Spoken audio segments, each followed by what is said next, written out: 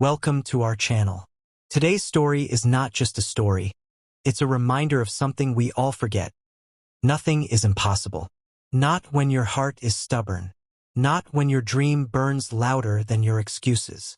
Today, we bring you the emotional, powerful, and unforgettable journey of a boy. Not from a big city, not with wealth, not with support. He had nothing except one thing, a dream that refused to die. This is not just a story. This is a fight against destiny. This is a boy who went from night security guard to software engineer. This story will break you, it will lift you, and it will change the way you see your own life. After this story, you'll never say I can't again. I promise. Every second of this story is worth it. Leo grew up in a neighborhood where dreams were often buried under the weight of daily survival. His home was a small, two-room structure that leaked during the monsoon, and his father, a weary mechanic, spent his days under the chassis of rusted cars. Leo's mother was the glue that held the family together, stretching every penny to ensure there was at least one decent meal a day. Leo was a bright student, fascinated by the logic of mathematics and the mystery of how things worked, but fate had a different curriculum in mind for him. When Leo turned 17, his father fell seriously ill. The medical bills piled up and the small income they had vanished. With a heavy heart, Leo closed his school books for the last time. He didn't cry. He simply went out and found the first job that would pay him, a night shift security guard at a massive, glass-walled IT hub in the city.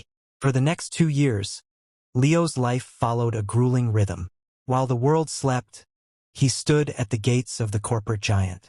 He wore a stiff, uncomfortable uniform and held a flashlight, his only company being the hum of the city and the occasional car entering the parking lot. But inside Leo, a fire was burning. Every time he opened the glass doors for a software engineer carrying a laptop bag, he felt a pang of longing. He didn't want their money, he wanted their knowledge. Since he couldn't afford college or a computer, Leo turned his cheap, cracked smartphone into his university.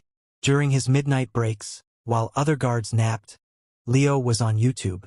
He started with the basics of HTML, then CSS, and eventually moved into the complex world of Python and JavaScript. He didn't have a keyboard to type on, so he did something extraordinary. He began writing code in a discarded spiral notebook. He would visualize the logic in his head, tracing the loops and functions with a pen. He wrote hundreds of pages of code that he could never execute, hoping one day he would see them come to life on a screen. The people around him, other guards and even some employees, often looked at him with pity or mockery. "Why are you wasting your time, Leo?" they would ask. "A guard is a guard. Just do your duty and be happy you have a job." But Leo would just smile and say, "I am doing my duty to my future." His turning point came on a cold, rainy Tuesday at 3 a.m. A senior software architect named David was leaving the office late after a stressful project launch. As he walked toward the exit, he saw Leo hunched over his notebook under the dim yellow light of the guard post. Curiously, David peeked over Leo's shoulder. He expected to see a comic book or a letter. Instead, he saw a complex data structure algorithm. "Did you copy this from somewhere?" David asked, startled. Leo stood up straight, nervous. "No, sir. I'm trying to optimize a sorting function I saw online." David was stunned. He talked to Leo for an hour and realized that this young man, without any formal training, understood concepts that senior students struggled with. Before leaving, David went to his car, pulled out an old but functional laptop from his trunk, and handed it to Leo. "The world needs people who are hungry for knowledge, Leo. Show me what you can do with this." With a real laptop in his hands, Leo's progress accelerated. He stopped sleeping almost entirely. He would work his 12-hour shift, then spend the next 6 hours coding in a nearby 24-hour cafe or back in his small room. He built small websites for local shops for free just to practice. He started building a portfolio. Finally, Leo decided he was ready. He applied for junior developer roles. The rejections were brutal. No degree, no experience, self-taught only. The emails were a constant stream of no. He applied to 79 companies and received 79 rejections.